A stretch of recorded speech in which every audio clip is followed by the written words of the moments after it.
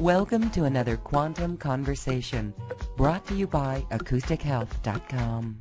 I'm Loren Gailey, and I invite you to sit back as we enter the quantum realm, as we meet my next guest. This is a fascinating story of one man's near-death experience. Actually, a death experience that allowed him to consciously return to his body. The information he gained from that experience is now his life passion and life purpose, helping all of us understand and truly embrace the fact that we create 100% of our reality. And today, Rick and Grace Paris are here to talk about how we can become high performance professionals and really bring forth our visions into reality. Rick and Grace are conscious creation experts. They are here to assist transformational leaders, athletes, celebrities, and you create your personal success. Welcome to the show, Rick and Grace Paris. Thank you so much for being here. Oh, thank you so much for having us. I'm very excited. We're both excited. Yes, thank you, Loren. It's a pleasure to be here with you. Whenever we talk about creating our reality, that is a hot topic. So many are really ready to get out of this matrix, this paradigm that we're in, and really create with passion. So we're going to learn from you how we can tap back into that. But first, let's start with this Paris principle. Rick, this is something that you used in your personal life, that you developed. Please share that story with us. I was a little boy. I've been told I was a healer, and for many years I didn't care, didn't really want to respond to that. There came to a point in my life where I was at a crossroads, and I decided to look into what it was to be a healer, deeper. And I've been approached by numerous shamans throughout my life, excuse me, asking me to work with them or asking me to work, and I usually said no. So not long after I made that choice, a shaman approached me and asked me to work, and I said, okay, let's see what this is about. So I started studying like crazy. I mean, I studied probably at least 3 hours a day for about 14 years. I was deeply involved in quantum physics, quantum mechanics, spiritual healing. But when I started recognizing from different shaman traditions that they may have different archetypes, but the function is always the same. People have different forms, but the functions are the same. And I was one of the top automotive body and painters in the United States, and I have a very high skill level of engineering, kind of. And as I started realizing everybody was talking about the same thing, and if I could translate what was going on. And so as I was growing and changing and becoming more of a reality creator, understanding that quantum physics, even though they can't prove human beings are doing it, they've already proved everything else.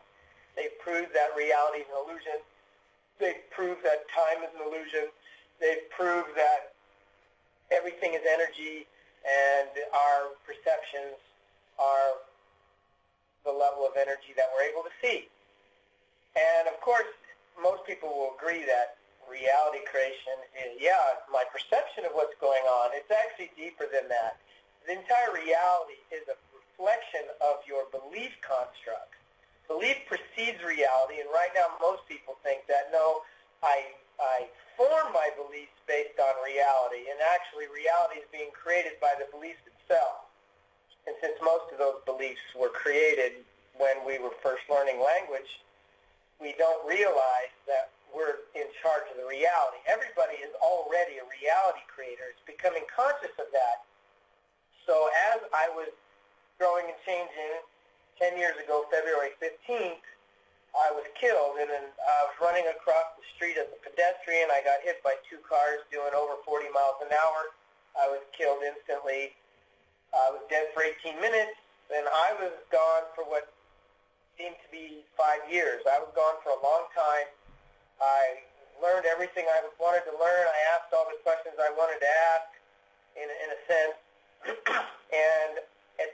and because I had such a strong belief that I create my own reality, when I died, I recognized what was going on, and I basically was able to hold my conscious state in a way that I knew, okay, if it's an illusion, and what I noticed the most profound thing was, see, when we die, people don't realize the reality ceases to exist. The entire universe ceases to exist upon death. When you're in between death in life, like the tunnel of life people often talk about, that's what I would call the liminal. That's the space between the two places. Physical reality is a vibration. Outside of physical reality is a vibration. And there's an interference pattern between the two, and that's what most people in near death are experiencing. And because the two resonances mix, you're actually getting a feel for reality on both planes. You're understanding there's so much more, and because we don't have the measuring device, we tend to think we can only imagine light. It's just light, and it's so beautiful. It's because you're not really on the other side, but you're being influenced by the other side. At the same time, you're being influenced by what your physical reality was. So when you go to all the way through, you're back to your more real self. You're back to the person that you are. It's hard to explain in language because it doesn't really fit. But you're more into your real self. And while I was into my real self, I held the belief that I create my own reality. And if that's true, then the whole universe that just ceases to exist, because I could, in a sense, look down and see physical reality was nothing more than a space that was created for physical existence. And that physical existence is like a unlimited space of possibility from here, but on the other side, it's a very small, limited space. But when you drop into it, you forget on purpose, you come here on purpose to understand, in a sense, long division of being a reality creator, because when you're on the other side, this experience of being a physical person and learning how to create from scratch, in essence, by your own will, is a way to be more powerful on the other side. In the other side, what you end up being is an artist. Because consciousness, not all consciousness expresses itself in the physical. Matter of fact, most consciousness doesn't choose to be physical. So it's kind of like, I'm going to go to Disneyland. You know, most of the world's not at Disneyland, but you go there and you go on a ride. It's kind of like that. So as I was on the other side, I said, okay, I can go back anytime I want. Time's an illusion, and I can go back and I can actually heal the body that I was in. I can go back. So essentially, to make a long story short, I basically decided to come back, asked, what do I need to know? How do I heal myself? How do I return to my body? How do I reconfigure? And that's what I did. So I did what they told me. You know, it's not like anybody tells you. On the other side, you can have like a thought, and it's not even a linear thought like you have now. It's more of a creative question that has no words. So your information comes much quicker on the other side. And so if you have the facility to ask a question, you have the answer to the question. So while I was gone, what felt like many years was really what I call vertical knowing, you know, like we learn in a horizontal framework of time. Well, if you took 10 years of schooling and you flipped it vertically and shoved it in the top of your head, you'd get 10 years of schooling in 1 second. So it's kind of like that. And so I came back. I knew what was going on. I put myself back in my body. And as they were taking me to the hospital, the first car was undrivable. It was demolished. And I walked out of the hospital the next morning, as I said I would. When they came back to me when I was laying on the sidewalk, when they realized I was alive, I said, just leave me alone for a couple minutes. I have to think what's going on here. And I got with my guides, and I just said, okay, I know what's going on. Just help me stay focused, because when I came back into my physical body, all the knowledge that I had acquired to do what I needed to do was falling away, because it's like you're like stuffing the whole world into a pea. And as you're getting kind of what feels to be stuffed back into this tiny vessel, it's like it wouldn't fit. There was too many gigs to stuff in what hard drive I have. Mm-hmm. But I constantly keep remembering things. As time goes, I keep having epiphanies. Go, that's right, I remember that. So the last 10 years have been a lot of remembering. And because you create your own reality, for many years I didn't even think I was going to share this information because it didn't really matter, okay? It's my reality, it's my illusion. I can change the whole world from my bedroom. People don't need to create a consensus. It's just more fun if a consensus construct aligns with you. And so when you start learning that you really are creating, you have to get deep inside and find those beliefs. You shift those beliefs, and you don't have to do more. In essence, in physical reality, like when people have businesses and they've crossed every T, dotted every I, they've done everything to the maximum they can, and they're not getting a result. It's not because they need to do more. It's because they need to change the belief construct where form is following function. If they don't change the function, the business won't change. And the old model is, even in rehab, you can go to rehab for 28 days, right? That's rehab. That's the subconscious. You're recreating another pattern in the subconscious, so you have an option at the end of 28 days. But when you know how to do that instantly, you don't have to go through 28 days. You can do it in an afternoon if you know what you're doing. And so being time is speeding up right now, the only recourse we actually have as human beings is to start creating our own reality, to let go of the victimhood, let go of worrying about what everybody else is doing, and start digging into the self and find out why is the world reflecting this back to me, because I'm unconscious of something. Therefore, you've got to bring the unconscious conscious, then shift.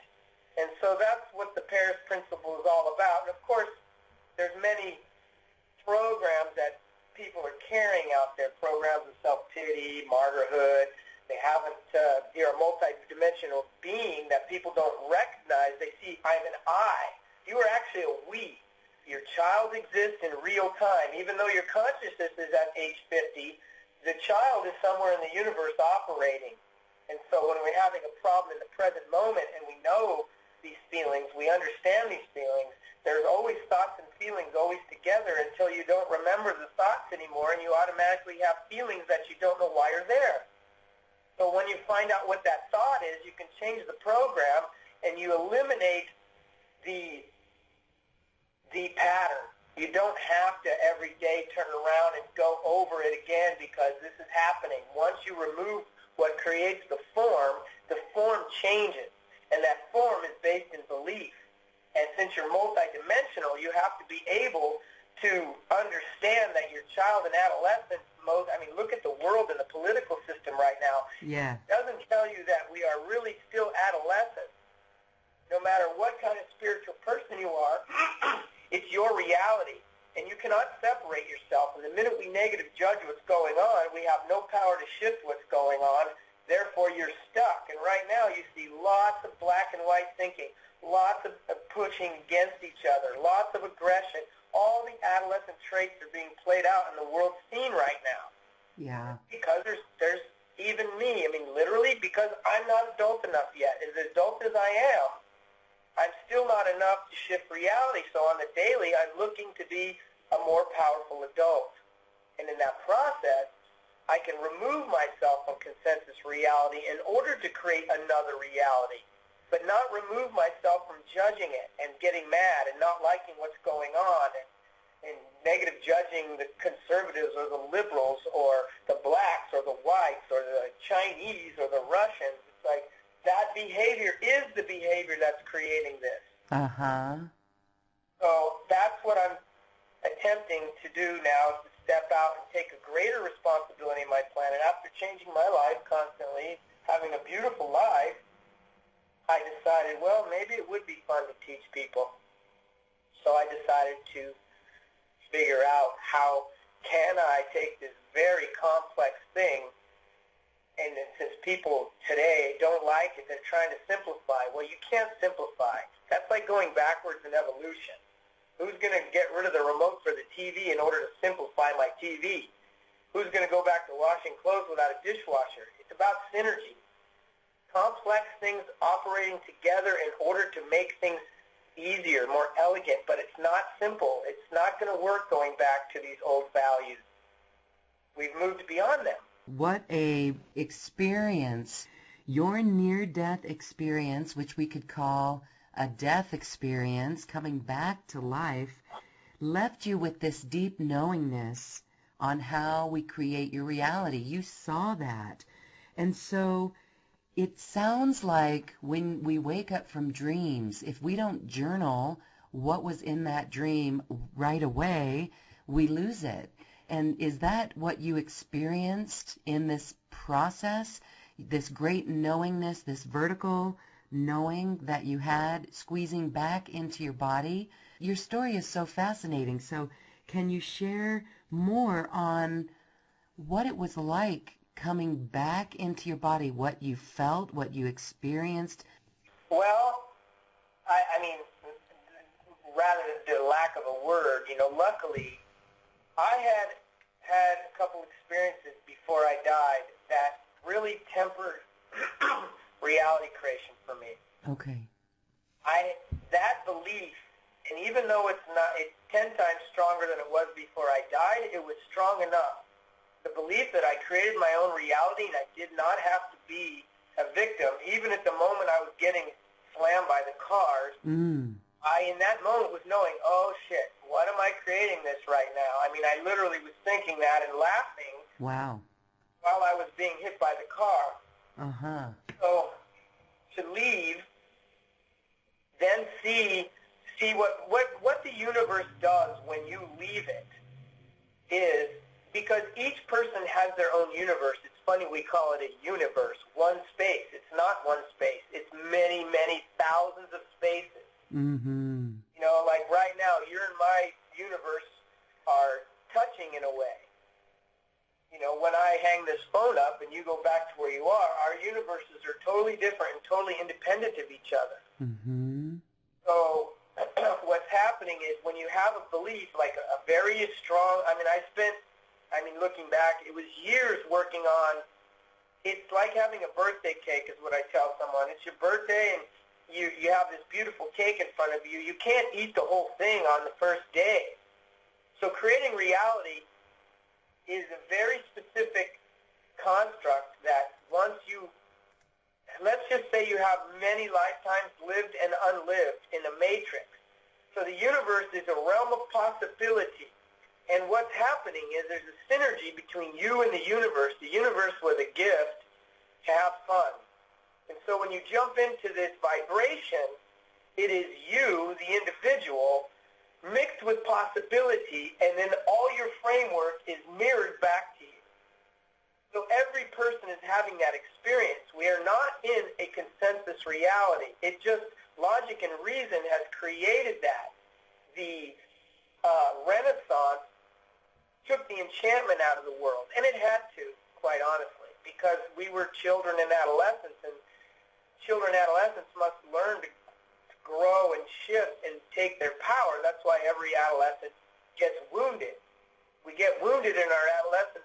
We get a taste of what life can be like in a feeling way, in an intense way, and then that feeling gets crushed. That's part of your soul's progression. So when your soul gets crushed, you're supposed to technically move into healing yourself of that deep spiritual soul wound. When you've got to the point that you've healed that wound, you know there's no wound you can't heal because it was the most intense wound. So what we're doing is you're coming into this reality. You're going through a very specific process. Your soul has a process that it's going through while you're here. And so being dead, if you can leave physical reality with that belief in place, I create my own reality.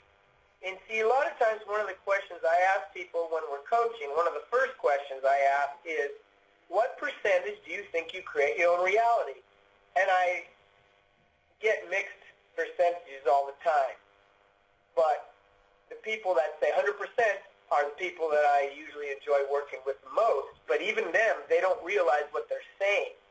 So let's just say you've got this matrix of all your lifetimes that are existing within you. Your point of focus happens to be in this one at this time.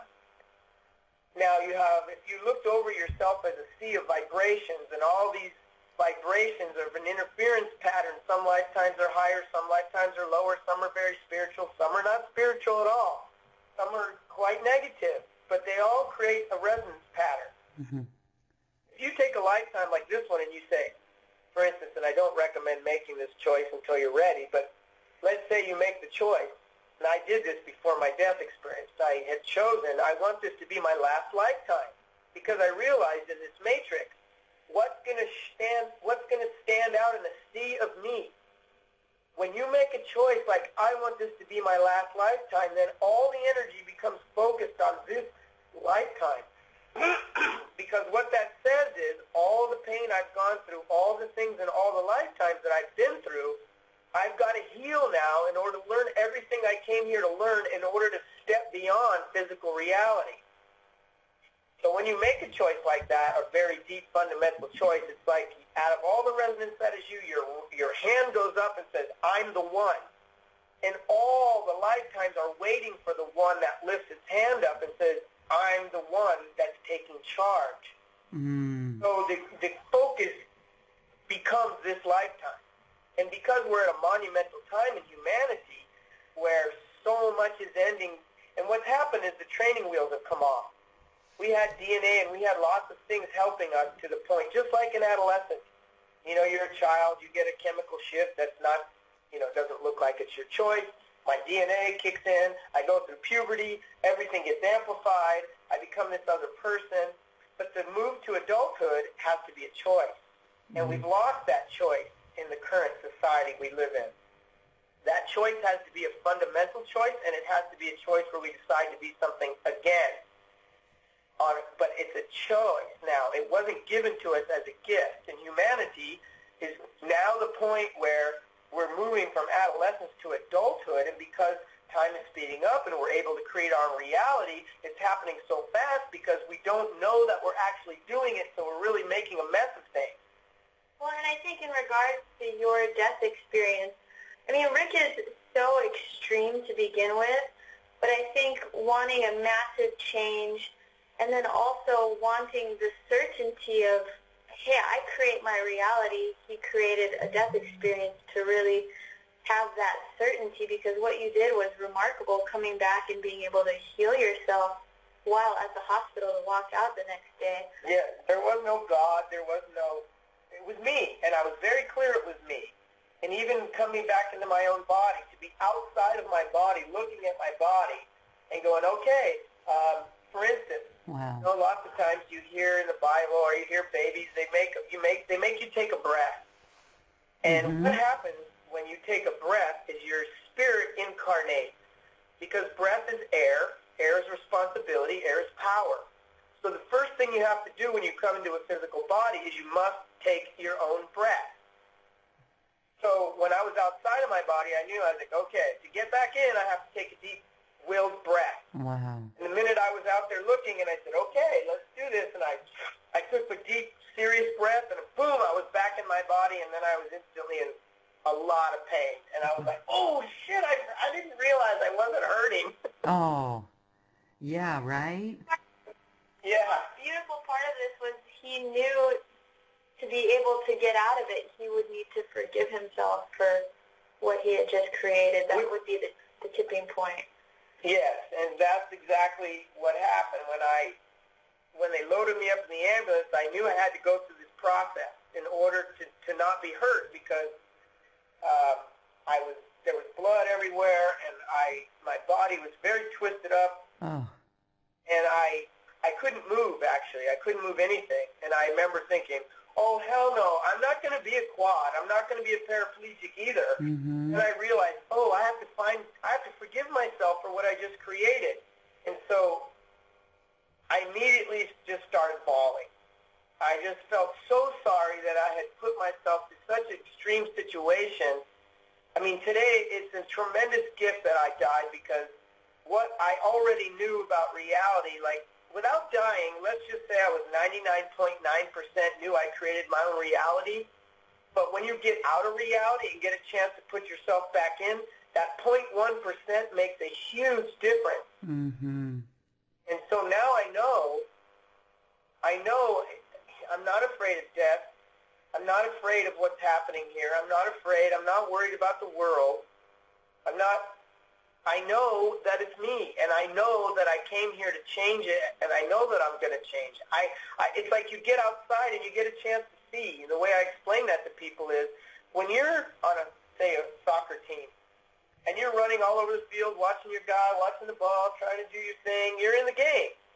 But the people in the stands are watching the big picture. They can see the coach screaming. They can see the referee tripped and didn't see what was going on. You can see the big picture. So when you get outside of physical reality, you get a chance to go, oh, my God, I knew it. I knew it was working out.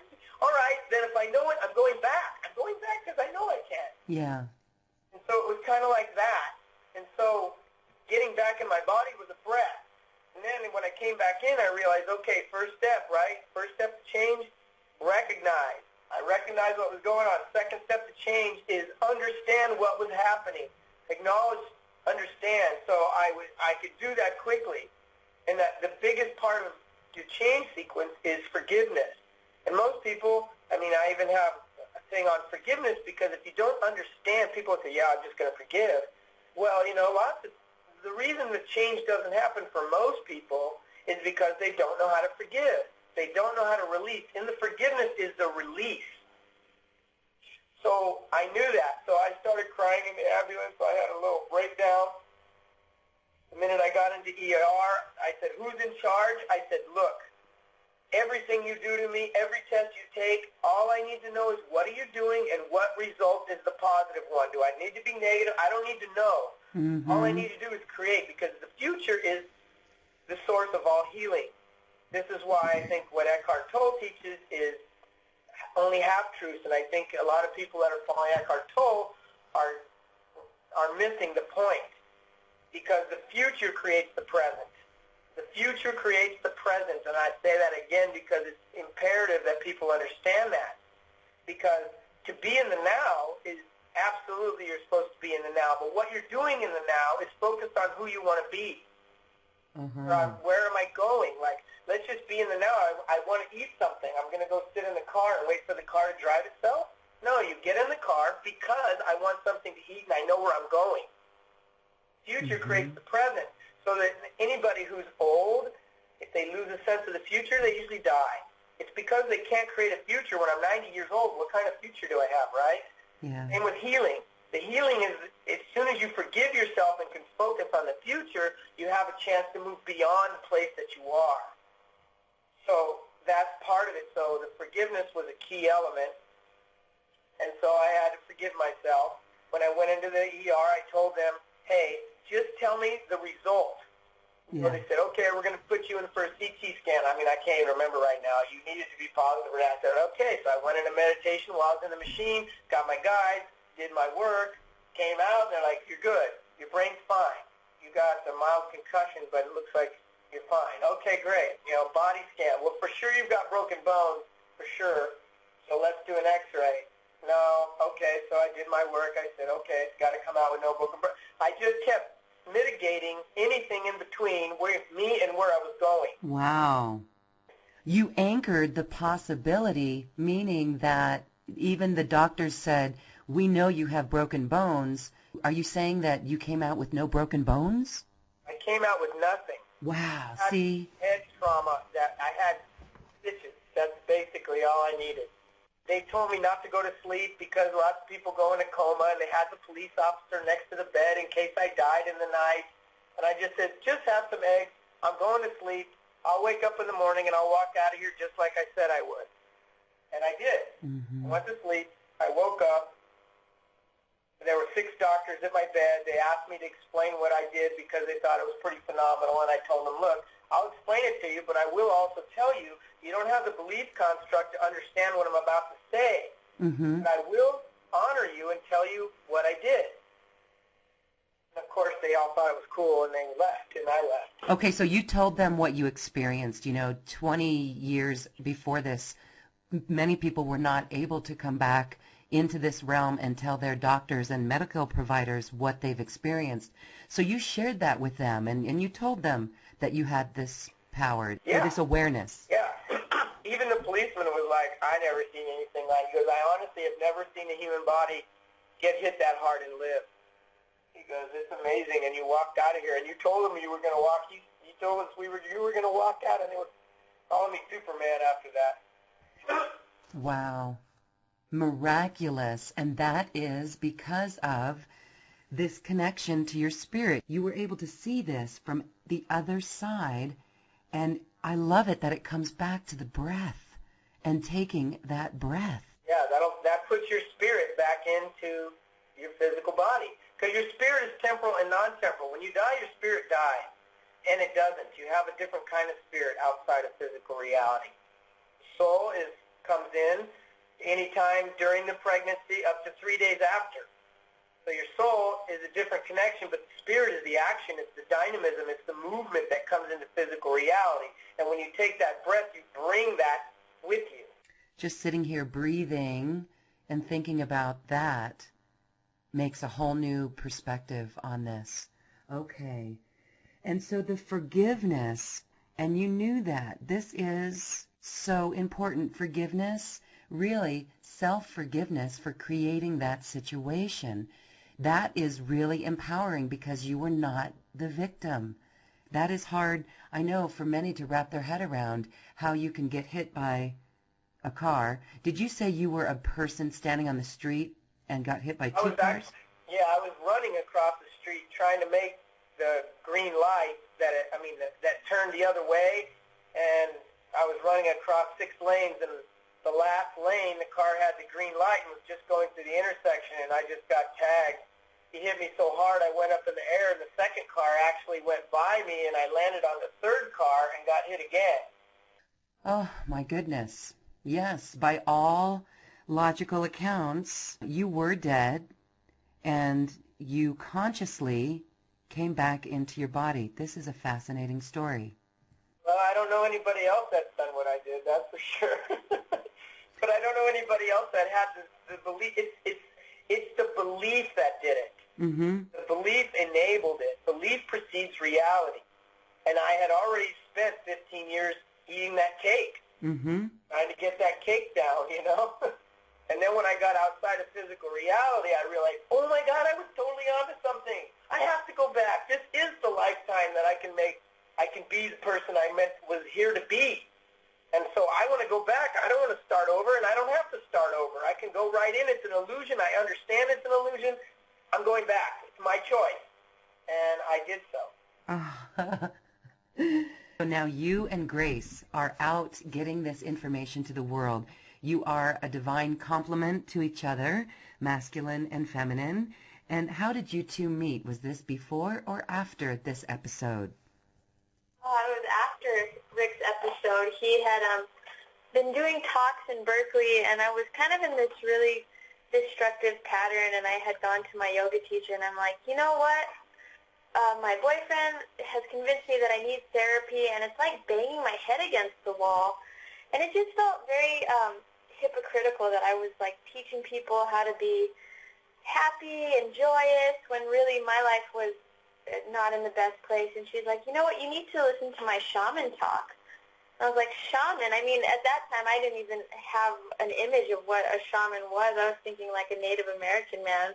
And then I show up and I'm like, here's this Harley riding guy in front of the room and talking very deep truths. And I just knew that he had something really special.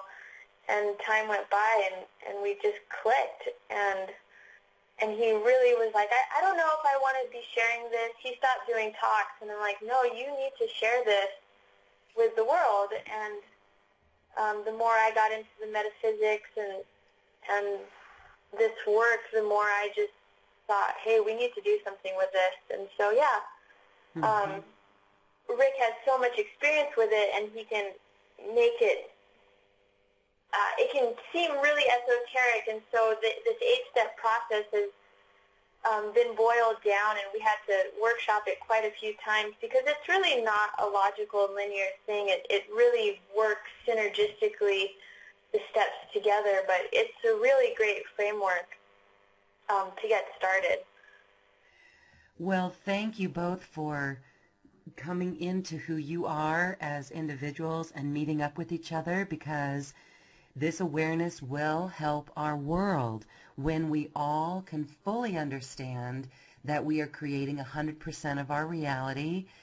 Things absolutely do change, and I know there's many with stories of how we shift our beliefs in one little way.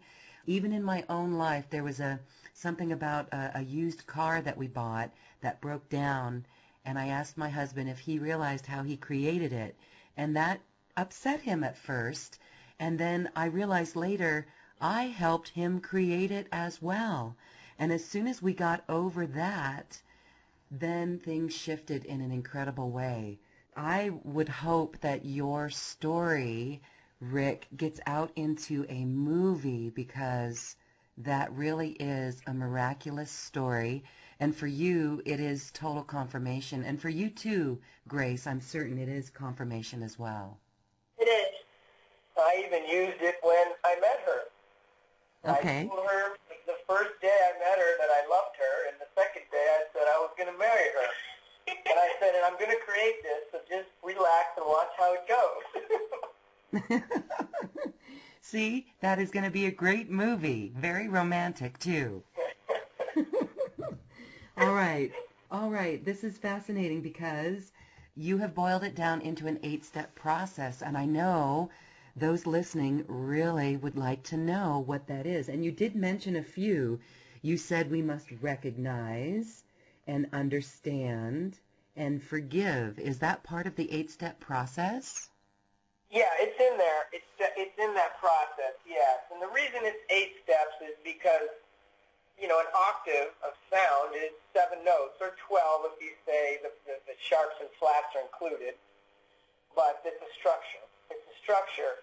And since physical reality is a reoccurring, ever-expanding structure, I tried to create it in 8 steps because it actually goes back into itself and you do it again. It goes back into itself and you do it again, so you're really just keep expanding as you go around. So this system isn't about correcting the blockages. It's more like a map that you need to follow to get through, because oftentimes what happens is people, they need other information on their way. So when I'm working with people, I basically, I tell them first, let's go for your dream.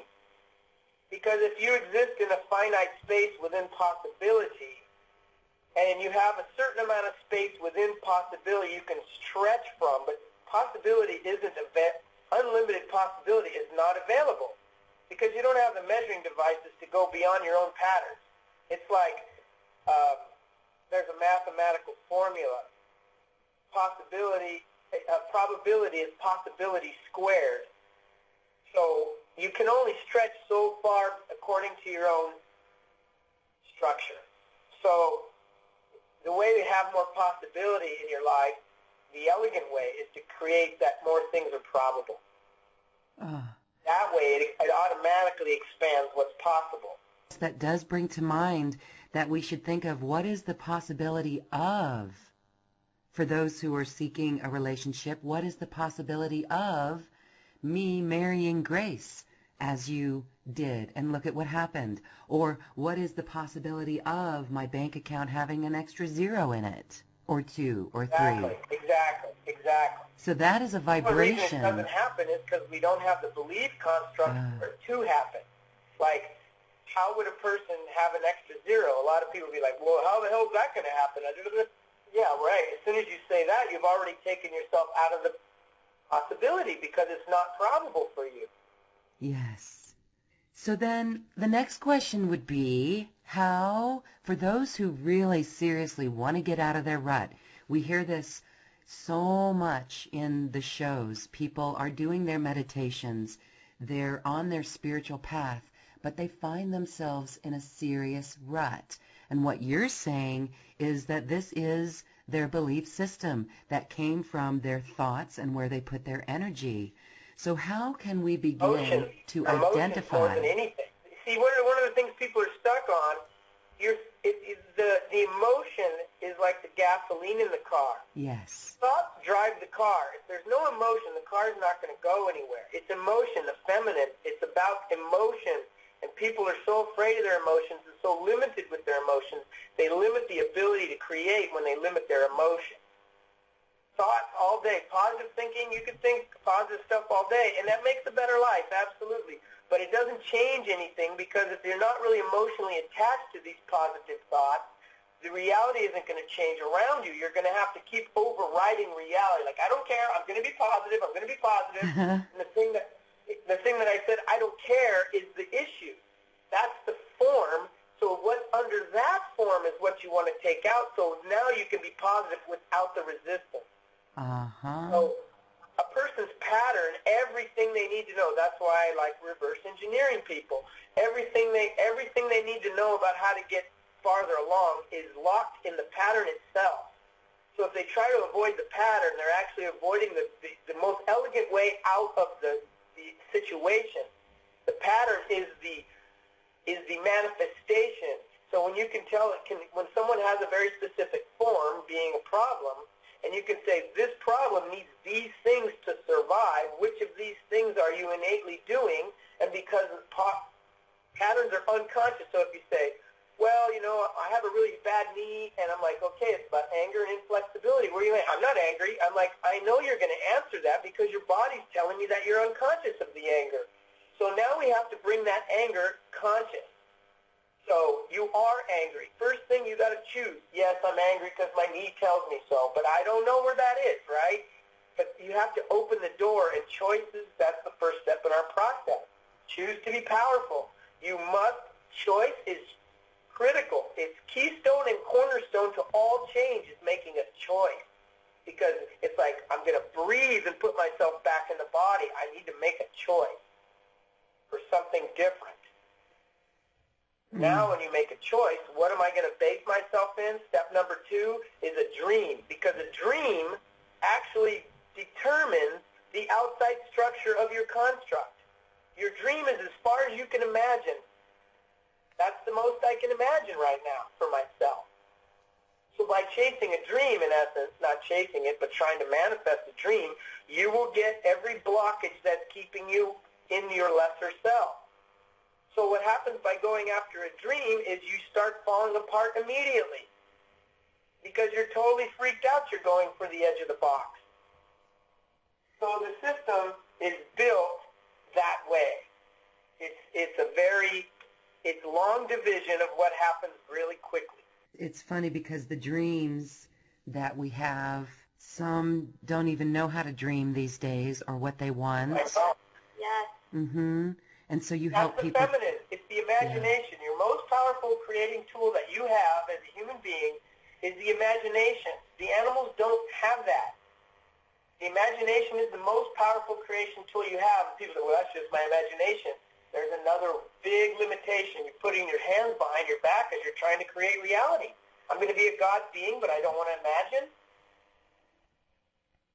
It's impossible to step into who you are if you're not willing to imagine. And that is weak. I mean, we don't have music in the schools anymore. Art has been subjected to just a gay or whatever limited elective, whatever you want to say derogatory about it, right? It's like, no, those are critical things that people need to learn. How do I imagine? How do I create? How do I problem solve? How do we get to the moon? I don't know. Let's think about it. How about if we had a fireworks go up in the air? I mean, you know what I mean? It's the imagination because it fills in the gap between you and your dream. So we have to hold this vibration. Oftentimes, if we are able to bring forth a dream or what we would consider a lofty goal, these patterns, these subconscious patterns, and if I look in my own life, I can take this back to the womb for me. I came into the womb with division between my parents at that time. And so it comes up to an acknowledgement issue for me. And so when you were talking about not being a victim anymore, even in some of our dreams, if we have that patterning of some other core wound as a child, that's going to come up as we pursue that dream. Maybe being fearful to reach out and put our faces out there and step forward into the dream, or feeling, like you said, self-pity, or I've never gotten this before. Why do I deserve it now? Who am I?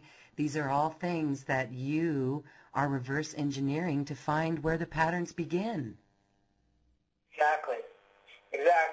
And of course, in the way, in working with one-on-one, lots of times I have to teach them about dreaming. I have to teach them about imagining. I have to teach them about desire. I have to teach them about self-pity and why is it that way. Teach them about shame. Because every person, there's lots, and right now I'm in the middle of making audio cassettes for all of these issues that are pretty common. Of course, people have very specific issues as well, but there are a host of issues that pretty much everybody has and has to work on.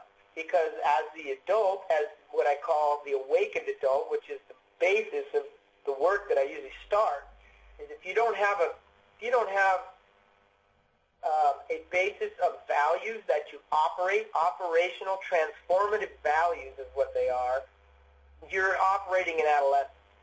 Because the adult needs to choose what it operates in. If you haven't chosen what you operate in, you only can operate where you've been. You can only operate in child or adolescent. You cannot operate in adult, no matter what your chronological age. And that's one of the biggest things I find I teach the most in the end, is how to be the awakened adult. How to choose, because if you're not choosing as an adult, you're going to have to choose in an adolescent. And adolescent's directives and drives are completely insufficient for the adult. You know, This is why Donald Trump is getting all this play, you know. That does say something about our society, yes. Okay. It really is what others are calling this new human. And it is stepping into adulthood. And it is looking at situations and issues from that higher place, that higher vibrational place, maybe an open heart. But it's also multidimensional, you said. So it's really stepping out of, in your terms, it would be adolescence, or some other would call it the 3D world. In this knowingness, in this experience that you had through this death, you're no longer scared of death. What do you see our world? Were you able to look forward and see great things, or simply because of this power that we can wake up to, this creative power that we can wake up to, that's your whole, again, point for coming back and being here? But did you get anything special, any view of our world or new earth or higher dimensional vibrations that we can live in? Well, the key to understanding is you're not really trying to hold a resonance. You are a resonance. You are. And what you're doing is taking out the parts of the resonance, the dissonance that lowers your resonance in essence. So the first thing we end up having to do is take out all the things we're not. And that's what healing does. And as you take out the things you're not, your resonance comes up into this natural place. Then what you do as the co-creator that you are is then you start dreaming up resonances that you've never experienced, and then you fill those in. You are a resonance. You don't hold a resonance. Let's just say I'm covering up a tremendous amount of shame in myself every day, and I'm trying to hold my resonance up, and that's the old way. That's 4D. Okay. It's exhausting because you don't have to hold your resonance. You are your resonance. What you're inviting in is what you invite in based on your construct. Mm-hmm. And you take out the function. When you change the function, the form changes. Your resonance, you just align with better people. Better meaning whatever your sense of better, not a judgment. So right now, that's what I'm saying, even in myself, I consider myself enlightened and aware. Now, I also have to keep taking responsibility on the daily that my adult takes on a bigger unconscious resonance so the world, in essence, has a chance to wake up. It's my pattern that's playing out that I'm trying. Yeah, and as people in my reality shift and change, that's the feedback mechanism that tells me I'm doing a good job.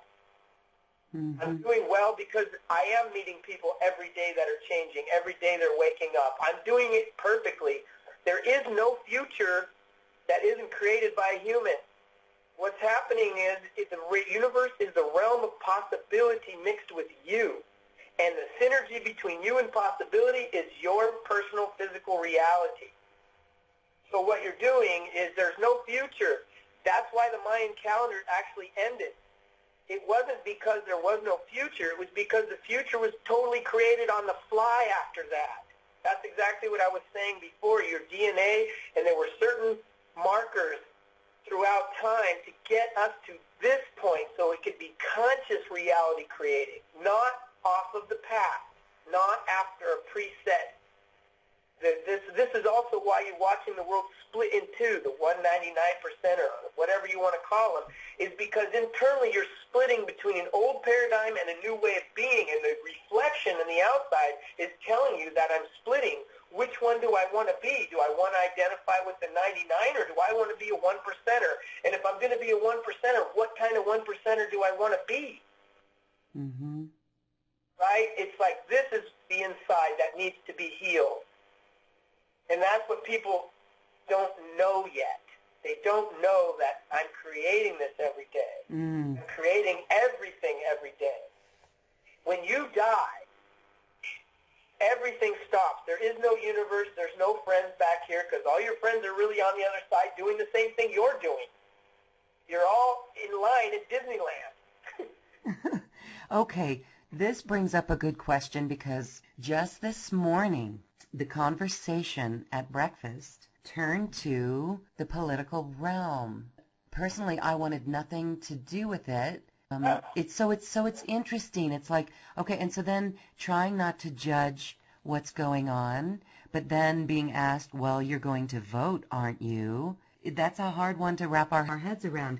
If we are creating our reality every day on everything, what would you suggest that we do on these political fronts? It's more important to really hold a vision of our dream in some way rather than... And the dream is our Constitution. Yes. That is the ideal framework that we made up. We are supposed to be a diverse country, open to all things, freedom. We've lost all of that because we haven't been choosing. So voting is underneath. You look at the function behind voting is where are you going to place your will? What do you want to see happen? Mm-hmm. How do you want it to be? And and because we're still in this black and white adolescent function, black adolescents only see things black or white, good or bad, Republican, conservative. Are you a liberal or a conservative? Are you a Republican or a Democrat?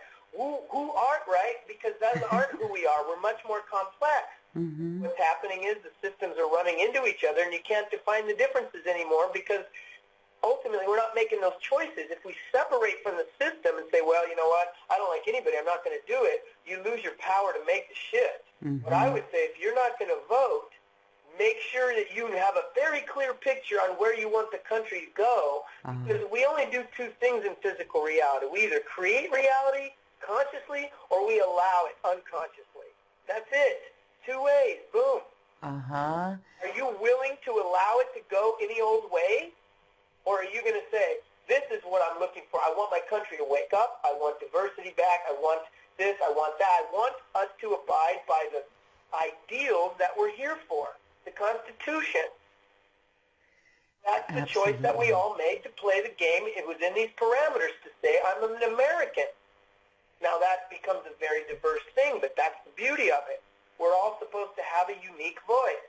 So if we keep judging each other and separating from the rest of us, those voices get unheard. And right now, the only voices that we're hearing are the loud left and the loud right. Yes. Thank you for that. That is really powerful because it is holding the vision one way or another. So when we're mired in conversation like that, we can simply come back to, yes, we are for a government for the people and by the people. That's what our Constitution says, and we will uphold that truth. And now I understand why the calls and decrees and the prayers for a government with hearts that are open and care for the people, that I know why those are so effective and why they're being done. So I love that. The universe is a realm of possibility mixed with you. When we the hold triangle. In religion, they say God the Father, God the Son, God, but they know there's a Trinity operating here, and they took responsibility for it and made three masculine energies when it's really not. It's a feminine energy, it's you, and it's all that is. Mm-hmm. God is all that is. That's the Holy Trinity. Beautiful. And so this is why it is very important. We hear spiritual teachers saying, hold the vision of new earth. And this is very important. So instead of watching the structures and the old paradigm fall away, you're saying it's ever more important to come up with your dream and imagine something beyond your biggest dream and hold it for yourself. Are there any other roadblocks that could come up as we're doing that? The main thing that's going to happen that you see going on is people don't understand what a negative judgment does. And we're not talking about discerning judgment. We're talking about a negative judgment. Because all a negative judgment does is separates you from experience and really causes harm to the other. Yes. Right now there's so much negative judging going on with each other that nobody's united. United we stand. Yes. Like everybody is separating, and they don't realize by their own fears that they're so scared because the money system doesn't look good, the political system doesn't good, the world system, the weather.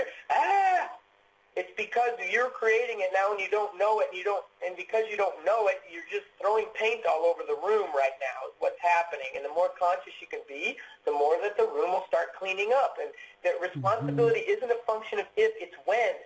When are you going to do it? Sooner is always better than later.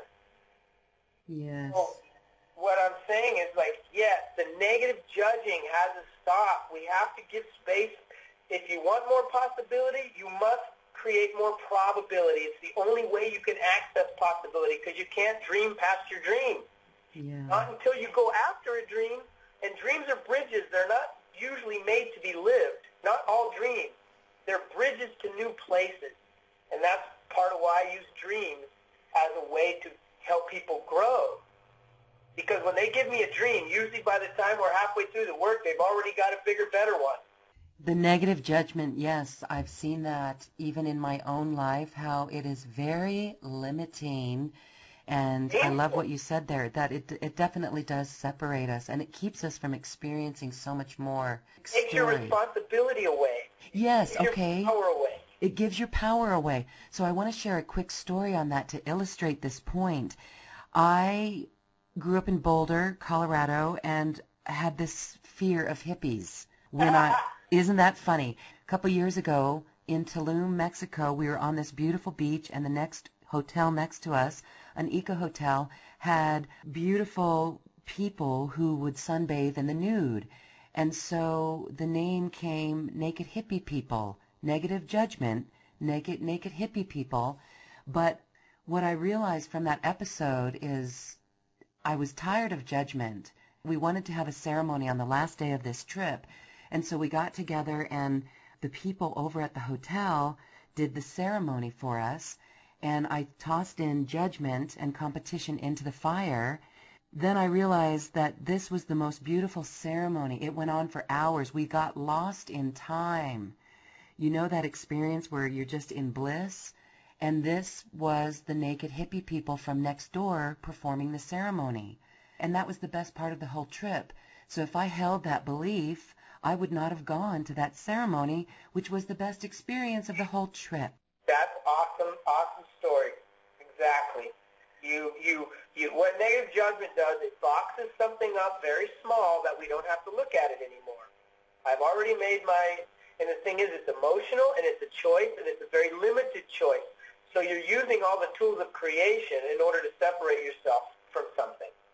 rather than to look at it deeper. It really is becoming the adult, a cosmic adult, the new human 5.0. Okay. And it's got to be a choice. It has to be based in what's the power. Power of being a human being is the ability to choose. And so this takes it to another level when we have some out there saying, oh, we're coming into this phase in the universe where we're going through photon belt and there could be beams from the sun. No one outside of us is going to make this shift for us. Again, you said it's a choice. Yes, and it it's is. so hard not to separate from that stuff. You know, it's like, oh, come on, don't go there. Right, exactly. Aliens aren't going to do it. Right? And so this is very powerful because it keeps us focused and it truly puts us in the driver's seat to be 100% responsible for creating our reality. And you will be a happy person moment to moment because you're the one dictating my own feelings. How can someone shift feelings in the moment if someone is caught by a wave of self-pity or victimhood? Well, self-pity, you just have to recognize, is an anesthetic. It's not a real emotion per se. There's no positive side to it, right? It's an aesthetic. As soon as you feel sorry for yourself, you're numb and you're not choosing. And it's a choice. It's a choice to numb out. So when someone's in self-pity, they have to be able to recognize it, understand why they're doing it, and then forgive themselves for going there and make a new choice and basically say, hey, you know what, I kind of lost it for a minute there. Sorry about that. Let me get back on track. And you know, I mean, it's harder. It's easy to explain it that way, but it's like a lot of times with my clients, that's one of the things I've got to repeat several times under several different circumstances till they finally get, oh my God, I'm doing that everywhere. I didn't even notice I was doing that because it's a reactive pattern because the child in us, that's the only tool they have. Yeah.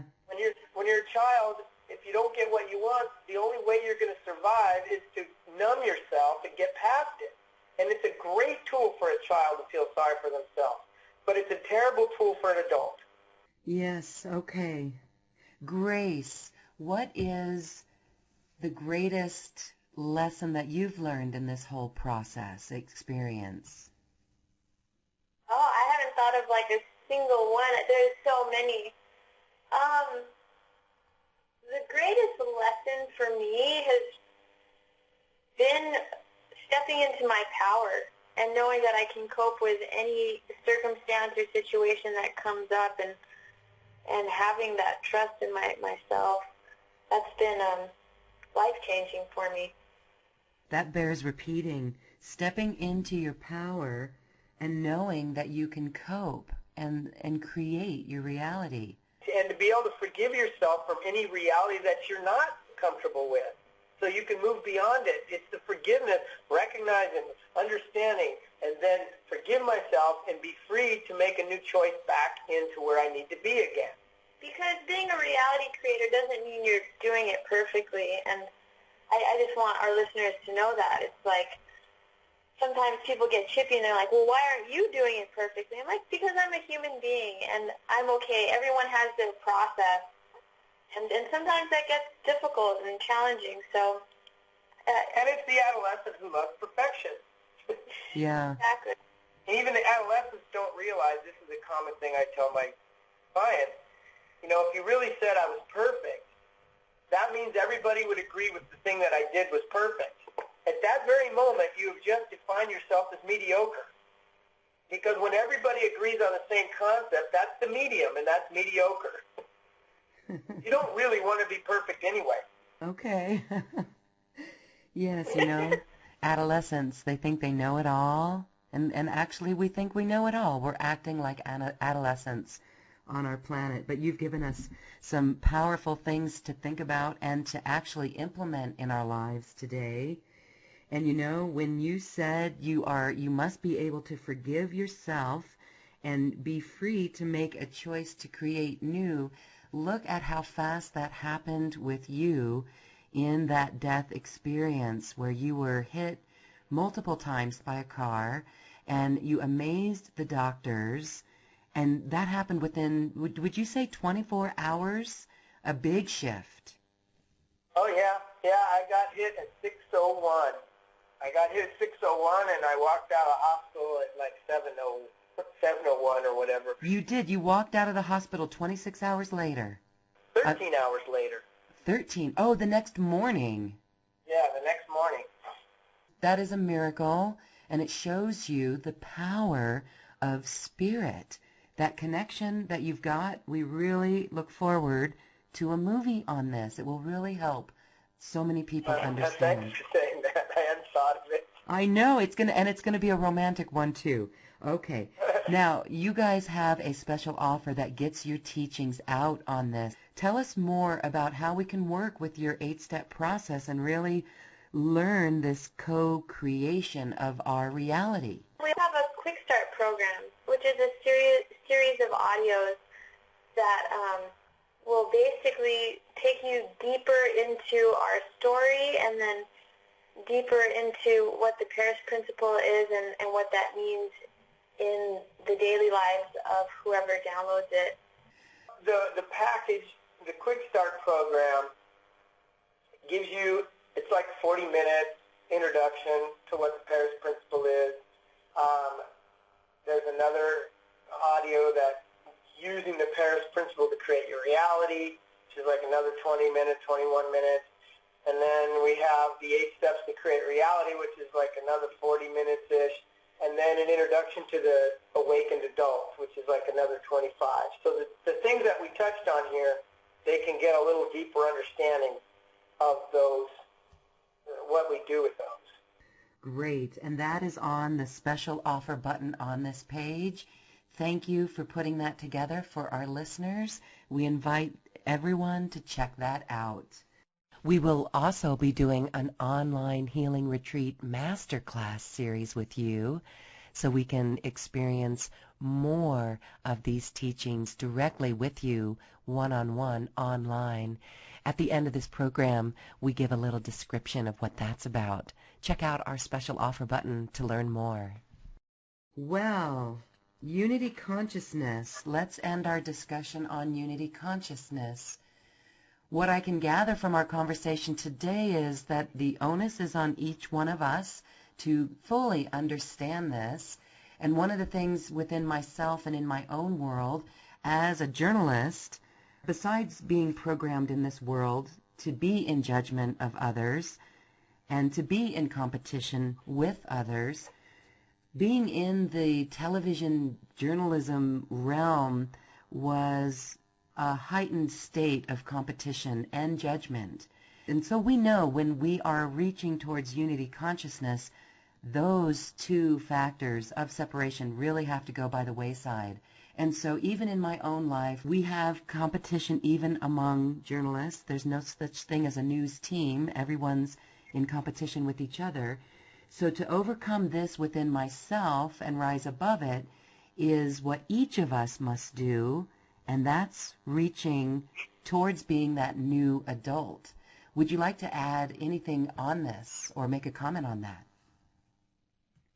When it comes to competition, I would like to say something, because competition in its pure form is like, I explain it this way. If you and I were the fastest runners in the world, and we're in the Olympics and we're going to run the 100-meter dash together, and we start running, and you trip and fall, I may as well not finish the race.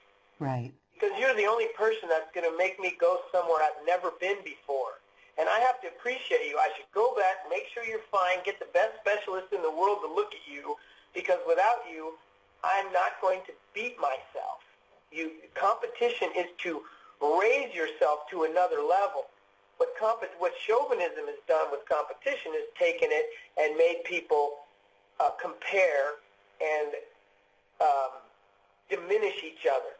Like, let's get in your head and screw you up so you don't play as good, so I win. That's the adolescence.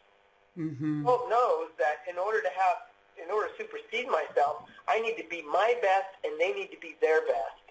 And we want to encourage each other to go harder, go faster, because what you're going to bring out in me is something I couldn't do on my own. And so competition is a beautiful thing if it's done properly.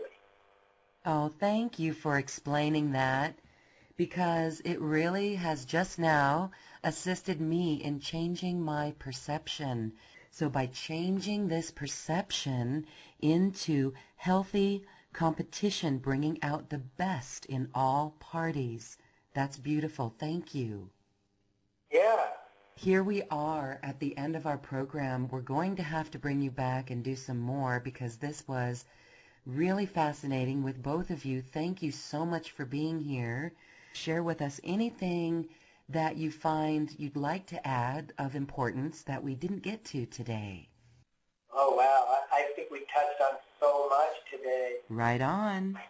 You know, I really enjoy the conversations, and I love talking about this because I just feel like I have so much to share. And I think you got many beautiful pieces today that I think will cause people to think a little bit differently about what's going on around them. I could talk all day, as you've probably already seen. So I think I feel pretty good. I think I said quite a bit. And thank you very much for the opportunity to speak. I don't do this very often, or at least I haven't been doing this very often, and I just wanted to thank you for the opportunity. Likewise, Lauren. Thank you so much. It's been a pleasure. Beautiful, being the new adult and stepping into our power, and it comes from choice. Grace and Rick Paris, thank you so much for being here on this quantum conversation. Awesome. Thank you. You're invited to this online healing retreat, the Paris Principle for Creating Reality, consisting of 3 sessions on powerful meditations, tools for creating reality, and dreaming larger than life, with Rick and Grace Paris.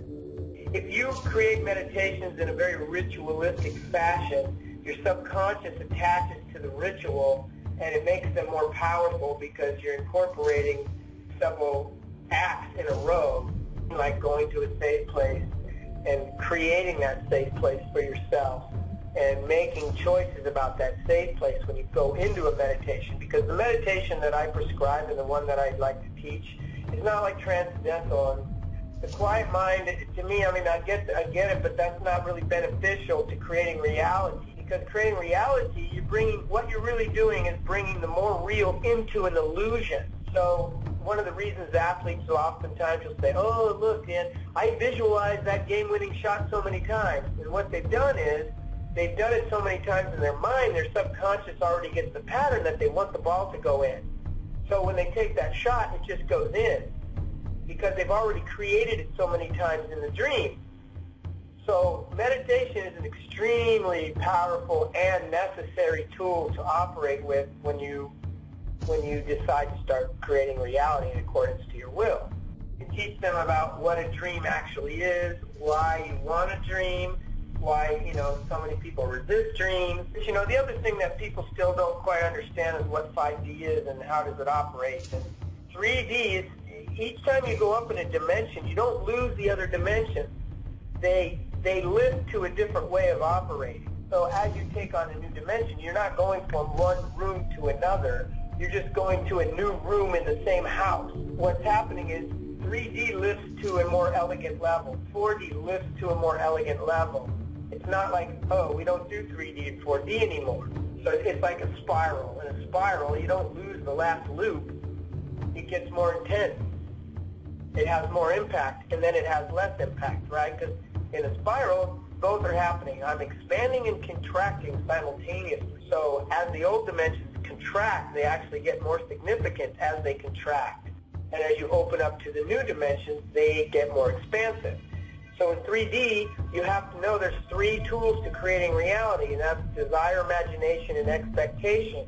And that's super critical because most people say, oh, I don't want to expect anything. Well, you just tied your hands behind your back in reality creation, because that's the vision of you have in the future of why I'm acting in the now. Dreams are super important, and they come under the imagination. So the imagination is the workhorse of reality creating. right? You've got the imagination, which really all three of these energies, desire, imagination, and expectation, are feminine. To view expectation as the masculine. It's direct, it's linear, it's straightforward, and I have a vision in the future. The word in Latin is to see outside yourself. Ex, outside, spec, to see.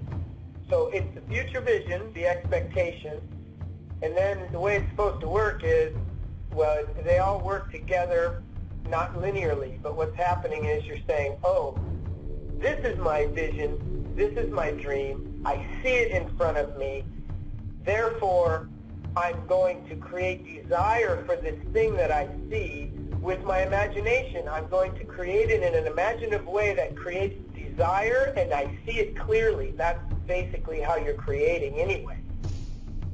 And so those three things, nobody, no matter what kind of reality they're creating, has better tools. They just might have sharper tools, but nobody has more tools. Not like, hey, that dude has 5 and I only have 3. There's 3 dimensions operating, and it's in another trinity. And that's why I like to say it's masculine, the expectation, because you've got the imagination feminine, you've got the expectation, and those combined create the desire. So that's the emotionality of what's going on. I'm an expert in the Enneagram, and I noticed that certain personality drives need a lot more information, certain personality drives need very specific, and some just move right ahead with no more than that. But they can expect to have a shift in their reality. They will see a shift because I'm teaching a deeper truth. The deepest truth in physical reality is you create your own reality. That's the deepest truth. And since everything's based in beliefs, I say, pick the most powerful belief. If what I'm telling you sounds more powerful than anything you do what I'm saying. And the minute you hear something that has a deeper truth, go with that. But since beliefs are just opinions held with conviction, they're not based in fact. So the minute a person really recognized that my beliefs are just some subjective shit that I thought of and decided was real, that really blows people out. Register today for this online healing retreat, the Paris Principle for Creating Reality.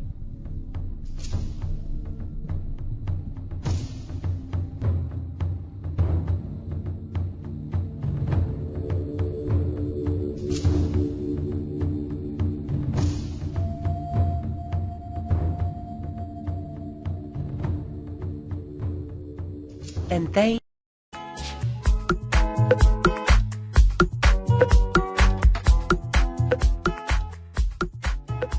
you for listening. If you've enjoyed this program, please share it with your friends and loved ones. And we thank you for shining your magnificent light and adding it to the world. This is when we love ourselves like no one else can. We leave you now with music from the universe. Music literally created by the universe as musical notes were assigned to mathematical equations. The result is this beautiful music available at acoustichealth.com. Namaste.